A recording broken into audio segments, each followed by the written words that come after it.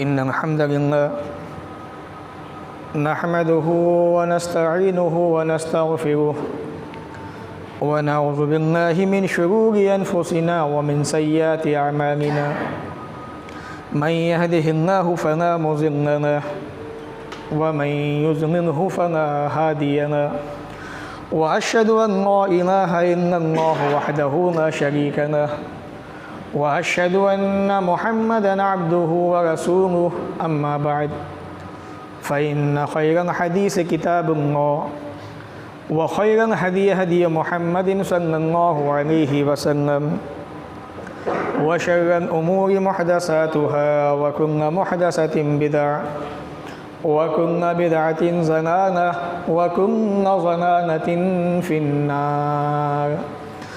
फ़अऊज़ु बिल्लाहि अस्समीइल अलीम मिनश्शैतानिर रजीम मिन हम्ज़िहि व नफ़्ख़िहि व नफ़्सिहि। बिस्मिल्लाहिर रहमानिर रहीम।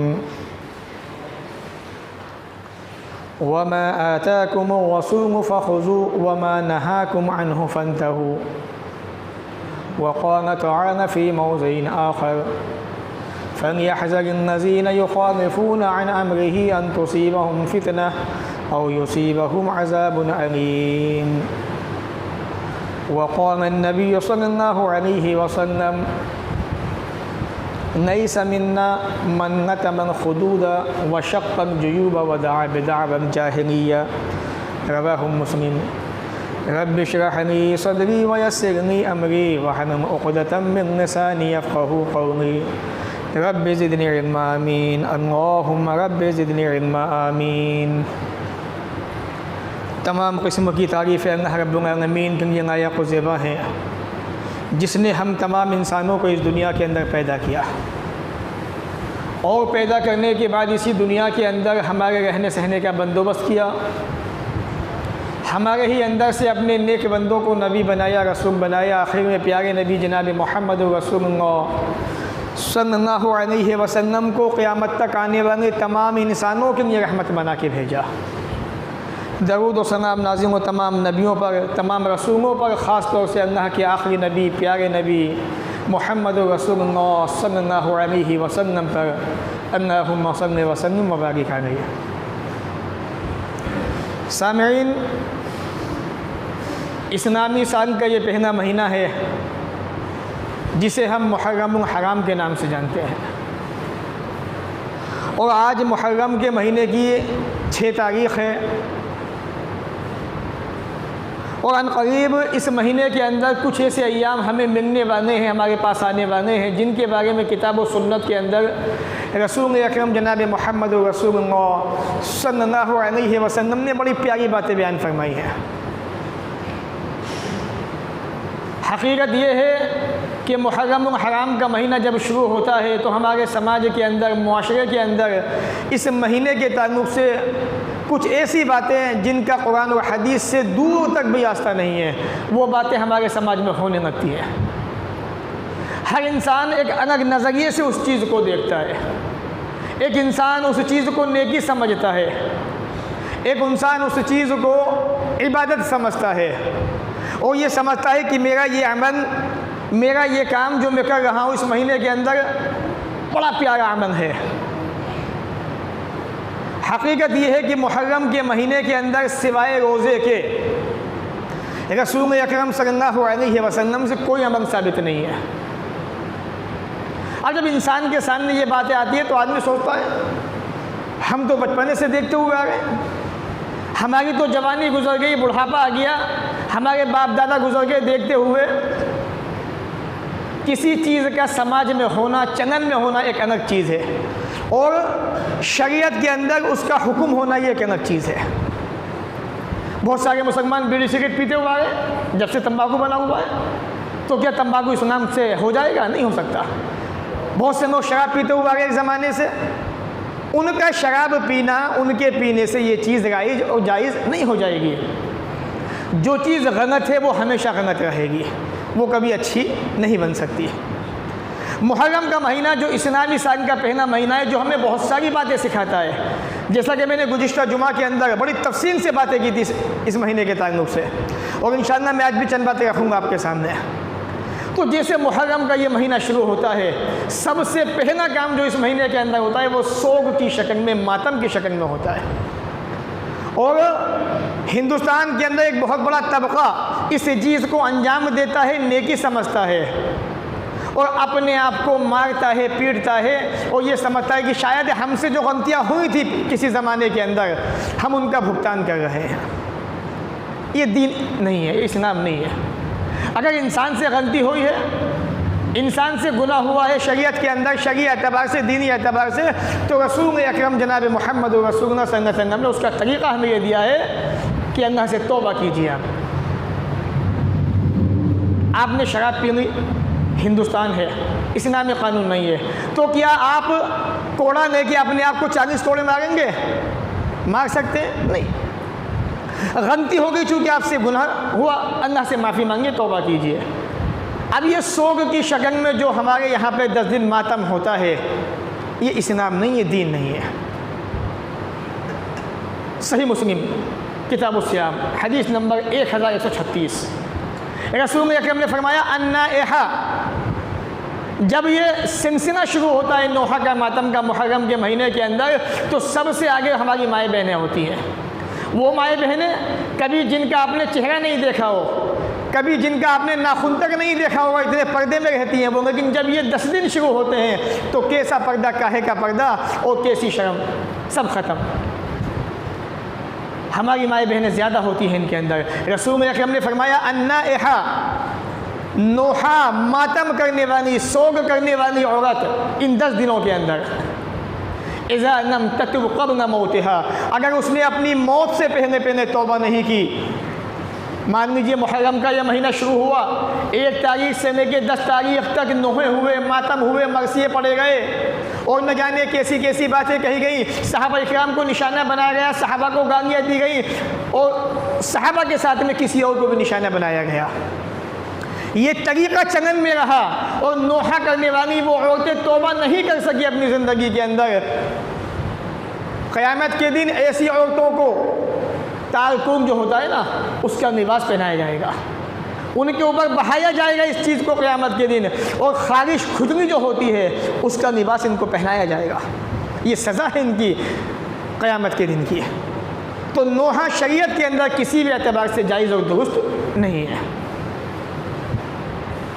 जब ये मजलिसें चलती हैं इनके अंदर मुहर्रम के ताल्लुक़ से, तो बहुत सारी औरतें, बहुत सारे भाई अपने आप को मारते पीटते हैं, सज़ाएँ देते हैं। रसूल अकरम ने फरमाया सल्लल्लाहु अलैहि वसल्लम, हदीस सही बुखारी किताबुल जनाइज़ के अंदर मौजूद है, हदीस नंबर 1294 नईसा मिन्ना, उसका हमसे कोई ताल्लुक़ नहीं।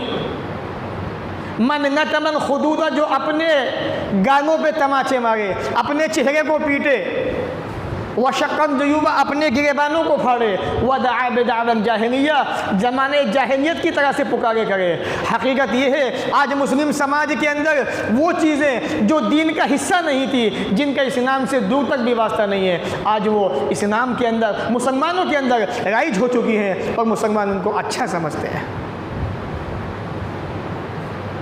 मुहर्रम का महीना जब आता है और बाकायदा कुछ जगह ऐसी मैंने देखी जहाँ पर ये चलन है, ये सिस्टम है कि वहाँ पर 10 दिन तक खाने नहीं बनते, घर में हांडियाँ नहीं चलती,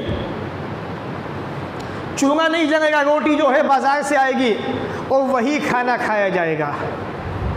ये है वो मुसलमान जो अपने नबी से मोहब्बत का दावा करते हैं, जो रसूल अकरम जनाब मोहम्मद रसूलुल्लाह सल्लल्लाहु अलैहि वसल्लम पे मर मिटने को तैयार हैं। और उनकी हालत देखी जाए तो पोजीशन ये है कि मुहर्रम के 10 दिनों के अंदर चूल्हे नहीं जलते हैं, रोटियां बाहर से आती हैं। इन्हीं 10 दिनों के अंदर ये अक़ीदा बनाया गया कि जब मुहर्रम की 10 तारीख़ आती है तो ज़मज़म का पानी टंकियों के अंदर आता है। अल्लाह की तरफ से एक करिश्मा होता है कुदरत का। ये अक़ीदे गढ़े गए, बनाए गए मुस्लिम समाज के अंदर और इस्लाम को दागदार बनाने की कोशिश की गई। ये वो चीज़ें हैं जिनका इस्लाम से कहीं तक कोई वास्ता नहीं है। और तो और जब ये काम होते रहते हैं, जैसे 9 तारीख़ आती है, 10 तारीख़ आती है, तो लोगों के अंदर बाकायदा ये चलन है, रिवाज है कि बाकायदा बिरयानियों का अहतमाम होता है, हनीम चढ़ाए जाते हैं, देगे चढ़ती हैं और उनको सबीनों के नाम पे बांटा जाता है कि मुहर्रम की 10 तारीख को बांटना बड़े सवाब का काम है और ऐसा है वैसा है। अगर किसी ने 10 तारीख को अपने दस्तरखान को कुशादा कर दिया तो उसके हक़ में अल्लाह की तरफ से रोज़ियाँ ही रोज़ियाँ आती हैं, बरकतें आती हैं। ये तमाम बातें बेबुनियाद हैं। रसूल अकरम जनाब मोहम्मद रसूलुल्लाह सल्लल्लाहु अलैहि वसल्लम के ज़माने के अंदर भी मुहर्रम का महीना मौजूद था। सहाबा रोज़े रखा करते थे, तब भी था, लेकिन किसी सहाबी से ये अमल साबित नहीं है। सहाबा का ज़माना छोड़ दीजिए, असल में इस चीज़ को जो जोड़ा जाता है वो हज़रत हुसैन रज़ी अल्लाह तआला अन्हु की शहादत से जोड़ा जाता है। हालांकि हज़रत हुसैन रज़ी अल्लाह तआला अन्हु की शहादत के 50 साल बाद तक सहाबा ज़िंदा रहे वो ज़मीन पर। आखिरी सहाबी जिनका इंतकाल हुआ गालिबन हज़रत तुफ़ैल बिन अमर दौसी रज़ी अल्लाह तआला अन्हु 110 हिजरी में आपका इंतकाल हुआ है। तो 50 साल का जो पीरियड है हज़रत हुसैन की शहादत के बाद का, उसके अंदर भी ये चीज़ दिखाई नहीं देती है, जिससे ये मालूम होता है कि ये तमाम की तमाम बिदातें, ये पैदावार, ये ईजादात बहुत बात की है, ये जो इस्लाम के अंदर दाखिल की गई और इस्लाम का हिस्सा बनाने की कोशिश की गई। लिहाजा ये बात अच्छी तरह याद रखिए आप, मुहर्रम के महीने के अंदर ये खाने, ये पकवान, ये बिरयानियाँ, ये हलीमे, ये देगे या इस तरीके मिठाई, जितनी भी किस्म की चीज़ें हैं, इनसे बचना चाहिए, बचा जाए। रहा मसला खाना बांटने का, खाना बनाने का, शरीयत ने आपको 12 महीने दिए हैं, आप जब चाहें तब बांटें। लेकिन ये सोचना कि मैं तो मुहर्रम की 10 तारीख को बांटूंगा, ये नबी ने इससे मना किया है। उसकी सबसे बड़ी दलील क्या है? सही मुस्लिम की वो हदीस जिसको इमाम मुस्लिम ने रिवायत किया है। रसूल अकरम ने फरमाया कि जुमा का दिन तमाम दिनों का सरदार है। अगर देखा जाए जुमा का दिन ईद का दिन है मुसलमानों के लिए। आपने फरमाया जुमा की रात को इबादत के लिए ख़ास मत करो। कोई आदमी ये चाहे कि मैं जुमा की रात में नमाज़ें पढ़ूंगा, नफिल पढ़ूंगा, नहीं पढ़ सकता। नबी ने मना कर दिया। जुमा के दिन का रोज़ा रखना चाहे, नहीं रख सकता, नबी ने मना कर दिया। हाँ, आप रोज़े रख रहे हैं, आपकी आदत है, जुमा का दिन आ गया तो रख लीजिए, लेकिन ये सोचना कि जुमा का दिन ईद का दिन होता है और बड़ा बरकत वाला दिन है, इस दिन जो है आदम अलैहिस्सलाम जो है ऐसा हुआ था और वैसा हुआ था, बहुत सारी बातें थी, मैं तो जुमा का रखूँगा, तो नबी ने इस तरह से मना फरमा दिया। आप नहीं रख सकते। आप जुमेरात का आपने रखा, जुमा का दिन भी आ गया तो ठीक है, लेकिन खुसूसी तौर पर ख़ास सिर्फ जुमा के दिन का रोज़ा, सिर्फ जुमा की इबादत, अल्लाह के नबी ने मना फरमाया इस चीज़ से। तो वही बात यहाँ पे है। लिहाजा मुहर्रम की 10 तारीख को बांटना, पकवान बनाना, ये समझना कि कारोबार में बरकतें होती हैं, ये अच्छा तरीक़ा है, बेहतर तरीक़ा है, ये सही नहीं है, गलत है। इससे बचना चाहिए, वो काम करना चाहिए जो किताब और सुन्नत से साबित है। मुहर्रम के महीने के अंदर वो कौन सा अमल है जो रसूल अकरम से साबित है?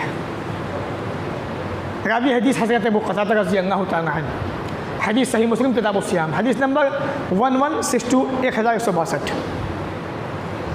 रसूल अकरम से सवाल किया गया, पूछा गया, या रसूलुल्लाह सल्लल्लाहु अलैहि वसल्लम, मुहर्रम के रोज़े के ताल्लुक़ से इसका फ़ायदा क्या है, इसका मकाम क्या है, मर्तबा क्या है?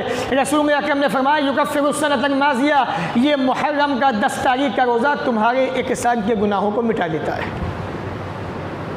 आपने 10 तारीख का रोज़ा रखा तो अल्लाह ताला आपके 1 साल के गुनाहों को माफ़ कर देता है, इस मुहर्रम के रोज़े की बुनियाद पर।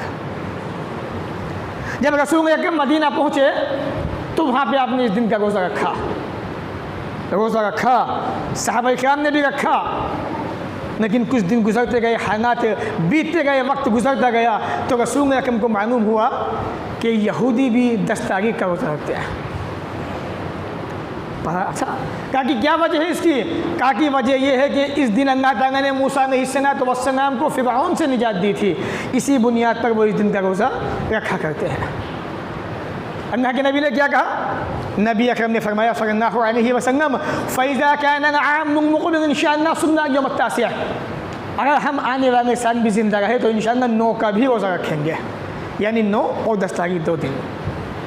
तो मालूम यह हुआ इस हदीस पाक से, सही मुस्लिम की हदीस से, कि मुहर्रम के अंदर 9 तारीख का 10 तारीख का ये 2 रोज़े शरीयत ने हमें दिए हैं। हर मुसलमान को कोशिश करनी चाहिए कि 2 रोज़े रखे, 9 तारीख का 10 तारीख का। यही वो अमल है इस महीने के अंदर जो रसूल अकरम से साबित है, इसके अलावा कुछ भी साबित नहीं है। बाई चांस कभी कभी ऐसा हो जाता है कि इंसान की नीयत ये होती है कि इंशाअल्लाह मैं नौ का रोज़ा रखूँगा, आँख नहीं खुल पाई, नहीं रख सका नौ का, अब क्या करें वो? तो बाज़ रिवायत में आता है, हालांकि मुहद्दिसीन ने उनको ज़ईफ़ करार दिया है, बाद में उसको हसन भी कहा है, तो वो 9 का नहीं रख सकता तो 10 का 11 का रोज़ा रखने यहूदियों की मुखालफत की वजह से। वरना बेहतर क्या है, अफजल क्या है, वो यही है कि पहले आप 9 का रखें, उसके बाद 10 तारीख का रोज़ा रखा जाए। यही वो अमल मुहर्रम के महीने का जो अल्लाह के नबी जनाब मोहम्मद रसूलुल्लाह सल्लल्लाहु अलैहि वसल्लम से साबित है। इसके अलावा कोई अमल ऐसा नहीं है जो नबी अकरम सल्लल्लाहु अलैहि वसल्लम से इस महीने के अंदर साबित हो। इसलिए मुहर्रम के ताल्लुक़ से ये सोचना कि इसमें सोग मनाना, महफिलें सजाना, वहाँ पर जाना, बैठना, खाने पकवान बनाना, इनमें शामिल होना नेकी का अमल है, ये नेकी नहीं है, बेदीनी है, जिहालत है। इसकी दलील सबसे बड़ी सही बुखारी की वो हदीस किताब तलाक़ के अंदर कि नबी अकरम ने फरमाया किसी भी इंसान के लिए जायज़ नहीं कि वो किसी की वफ़ात पर 3 दिन से ज़्यादा सोग मनाए सिवाय बीवी के। अगर उसके शोहर का इंतकाल हो गया, वो अपने शोहर की वफ़ात पर 4 महीने 10 दिन इद्दत बिताएगी।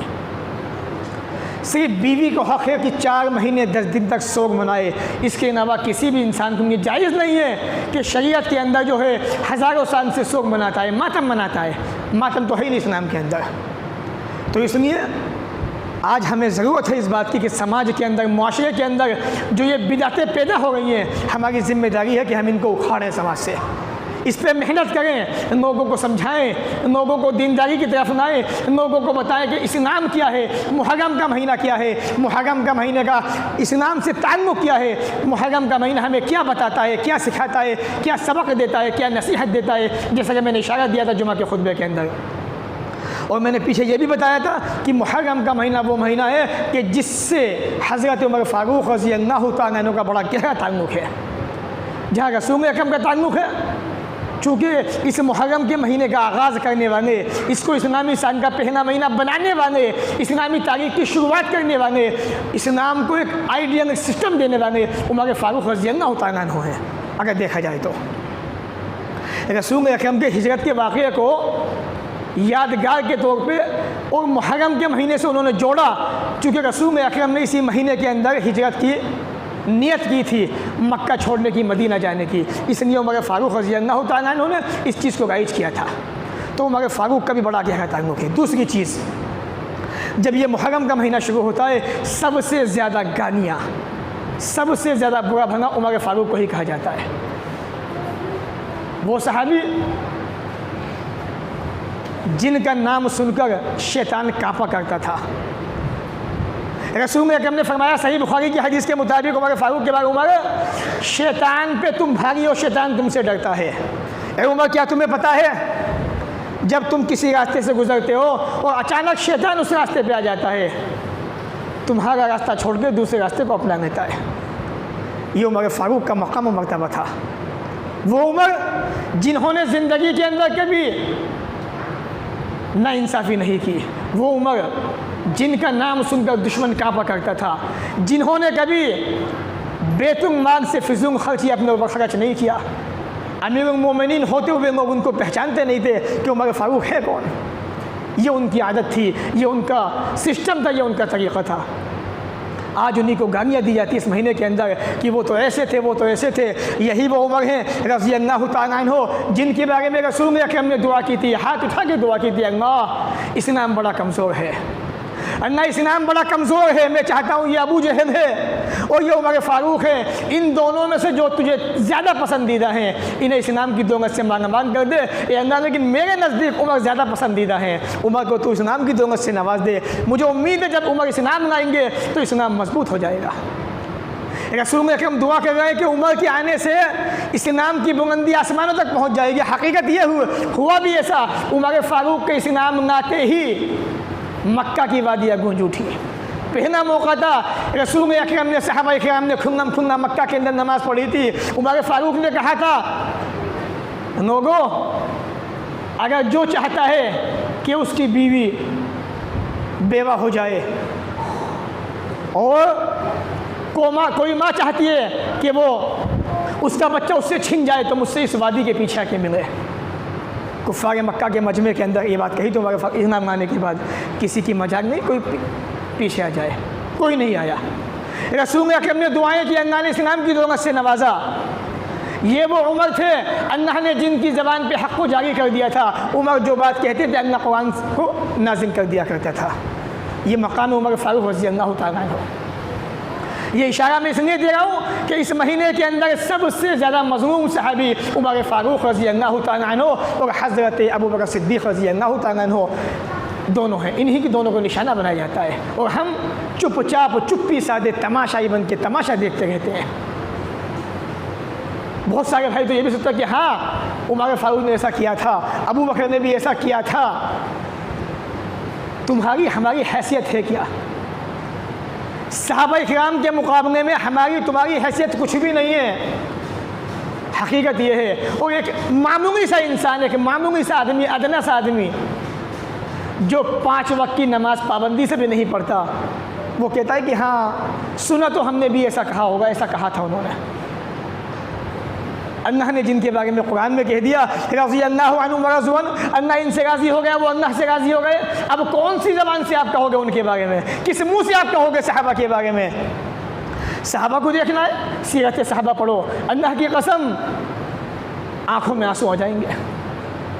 अपने बिस्तरों को छोड़ दो, सहाबा की ज़िंदगी को देखकर सईद इब्न आमिर को पढ़ो। 5000 दिरहम किसी ने भेज दिया उनके घर पे, घर में चक्कर काट रहे, कभी अंदर कभी बाहर, कभी अंदर कभी बाहर। बीवी ने पूछा क्या बात है मेरे आका? कहा कि बीवी क्या बताऊं, आज दुनिया घर में आ गई है, आज दुनिया घर में आ गई है। ये नबी के सहाबा थे, नबी पे मर मिटने वाले थे। कहा कि मेरे आका परेशान किए होते हो, ये अल्लाह के रास्ते में सदका कर दो। ये थे नबी के सहाबा। आज तुम्हारी जेबें मोटी हो तब भी तुम मस्जिद में 5 रुपये नहीं दे सकते। क्यों? क्योंकि तुम्हारे सीने के अंदर वो दिन है नहीं, अल्लाह ने दिया ही नहीं है। ये तो नबी के सहाबा के पास था, अगर मुकम्मल पूंजी ये सब दे दिया करते थे। अल्लाह उनसे कैसे राज़ी ना होता।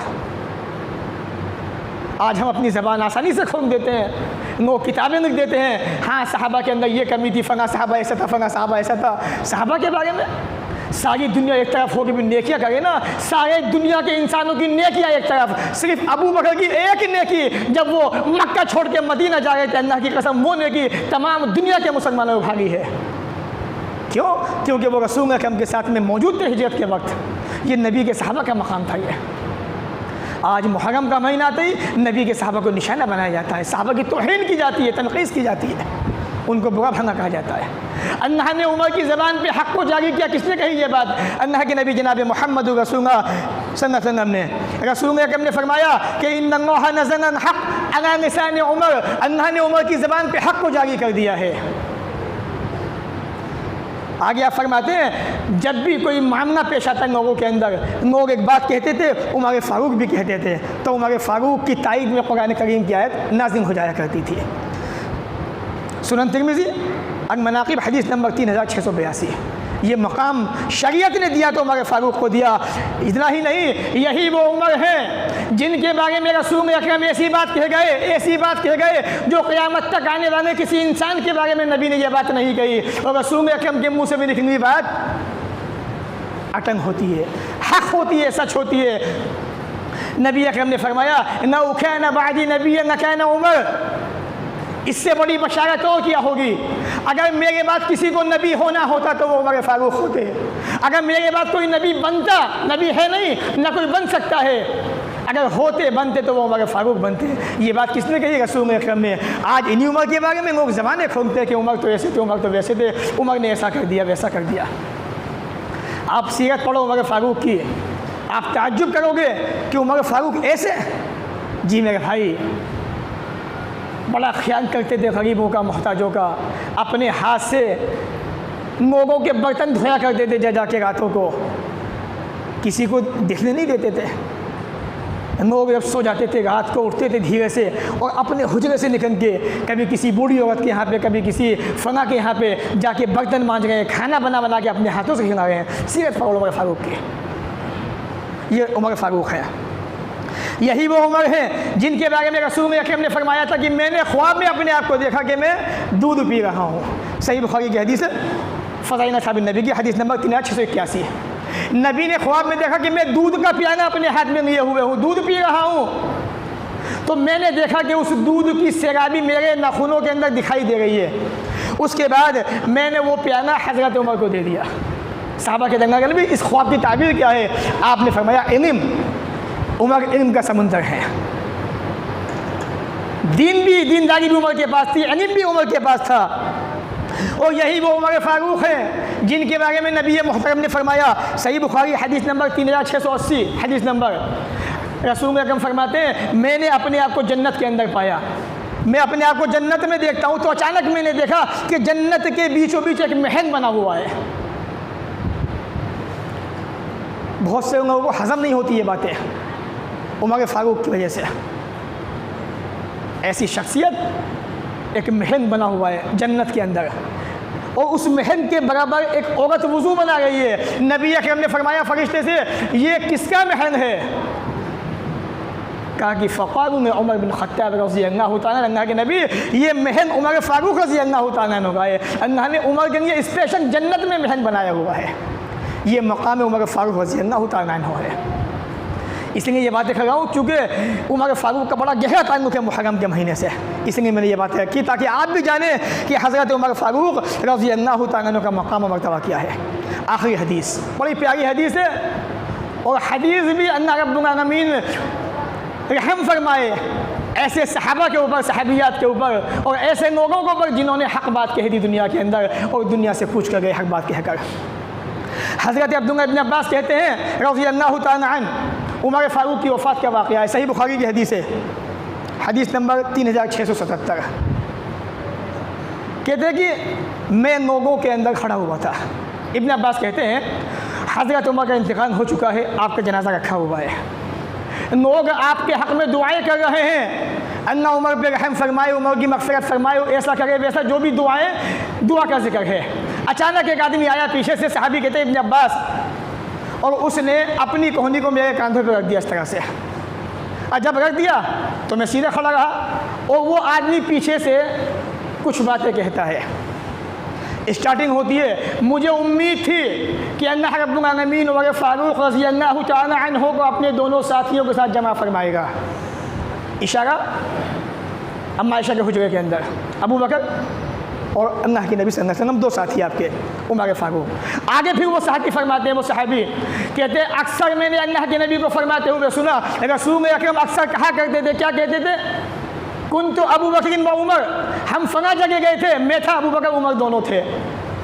कुन तो फ़अलतु अबू बकर व उमर, ये काम मैंने किया, अबू बकर ने किया, उमर ने भी किया, ये भी कहा करते थे। फिर आगे वो सहाबी कहते हैं वन तनक़तु अबू बकर व उमर, मैं चला, मेरे साथ अबू बकर चले, उमर भी मेरे साथ में चले। मुझे उम्मीद थी ए उमर, अल्लाह ताला तुम्हारे साथ यही मामला फरमाएगा, तुम्हें तुम्हारे दोनों साथियों के साथ जमा फरमाएगा। अब बात पूरी हो गई।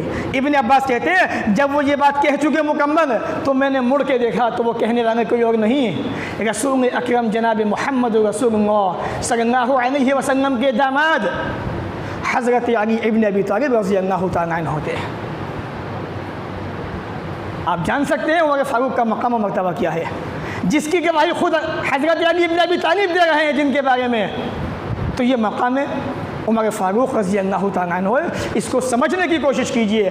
किसी भी इंसान के लिए जायज़ नहीं, ख़ासकर मुसलमान के लिए, कि वो सहाबा के बारे में अपनी ज़बान को खोले, सहाबा की बुराइयाँ बयान करे। याद रखिए सहाबा से गलतियाँ हुई होंगी, अल्लाह ने उनको माफ़ कर दिया। अल्लाह ने कुरान में कह दिया जिस कुरान को आप पढ़ते हैं, आपके बच्चे पढ़ते हैं, हाफिज़ कुरान इसको पढ़ा करते हैं, अल्लाह ने उस कुरान में कह दिया रज़ियल्लाहु अन्हु व रज़ुवान, अल्लाह इनसे राज़ी और वो अल्लाह से राज़ी। इसलिए सहाबा की तारीफ़ बयान की जाए, सहाबा के मकाम को उसी तरह समझा जाए जिस तरह नबी ने बयान किया है, उसी तरह बयान किया जाए जिस तरह नबी ने बताया बयान किया है, और कोई भी ऐसा काम ना किया जाए जिससे सहाबा की तनक़ीस होती हो, उनकी बुराई होती हो। अल्लाह ताला हमें भी आपको भी इन बातों को सुनने के बाद अमल की तौफ़ीक़ अता फ़रमाए, जब तक दुनिया में रखे, इज़्ज़त से रखे, ख़ातिमा भी हो तो ईमान पर हो। व आख़िरु दावाना अनिल हम्दुलिल्लाहि रब्बिल आलमीन।